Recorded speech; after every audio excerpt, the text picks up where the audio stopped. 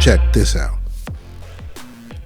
I still remember the day when young named William Mallory introduced me to then Shihan Reno Moralez.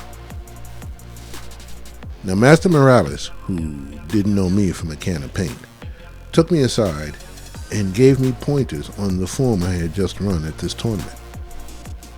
I took his words to heart. And I met him again when I was with Soke Papasan Kanti, and we all talked, and Shihan even asked me about my students. Since then, I always made it a point to speak to him. You know, I even tried to interview him for Black Belt magazine, but we just couldn't get our schedules right. You know, I still remember that wonderful feeling I had in my heart when he said complimentary things about me to my teacher, Kuksanim Yom Ginam. Yeah. But I always told my students about him. I always told them stories about, you know, the guys and the people that I knew back in New York, etc. and so on. And, you know, here's one. This is a story that's kind of weird, kind of goofy, but, you know, it happened to Grandmaster Moralez. Happened to me a couple of years ago, but the first time I ever saw this was with Grandmaster Moralez. Okay. It was in the late 90s, and I was at some martial arts event in the Bronx. Now, there were a number of prominent martial artists invited, and I was just happy to be included in their presence. When I got in, I saw Grandmaster Reno Moralez sitting at a table by himself, while a number of the other Grandmasters, like Chief Black Hawk San Carlos, Hanchi Rico Guy, and a couple of other folks, were a few feet away talking to this young man in a fashionably maroon-colored suit. Behind the maroon suit were 4 or 5 others in their gis, their brown belts and green belts, and 3 guys, I think, and like 2 women. They were obviously with him. Apparently, they traveled up from Florida. Well, they were invited, I think, from Florida, and they claimed to be students of Grandmaster Reno. Now, I was confused. Grandmaster Moralez was sitting right over there, a few feet away, and he looked angry. He was fuming. What was happening? What was going on?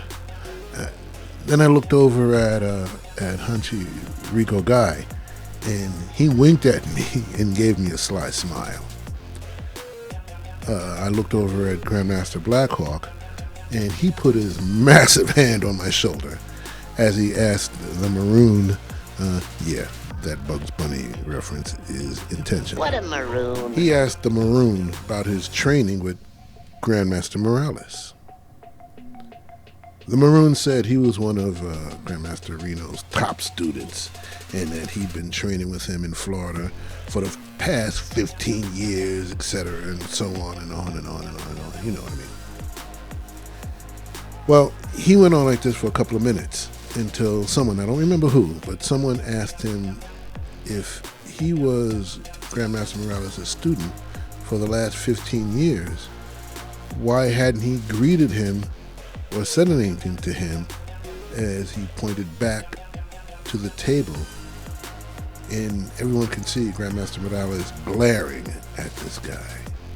Okay, I gave that Bugs Bunny reference for a reason, because you remember in those cartoons when someone ran away so fast that there was just an outline of smoke where they were standing?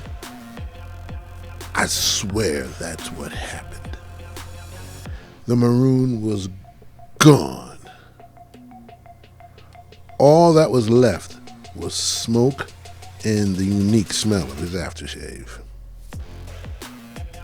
The students were looking around and they were completely lost and confused as to what the hell had just happened. As it turned out, you see, the Maroon was a scam artist, and not a smart one by any manner, shape, or form. Why the hell would he come to the Bronx, where, you know, the guy that you've been lying about training with, this is where he's from. So why would you come there? I don't understand, and maybe honestly he didn't know Grandmaster Moralez was from the Bronx. I don't know.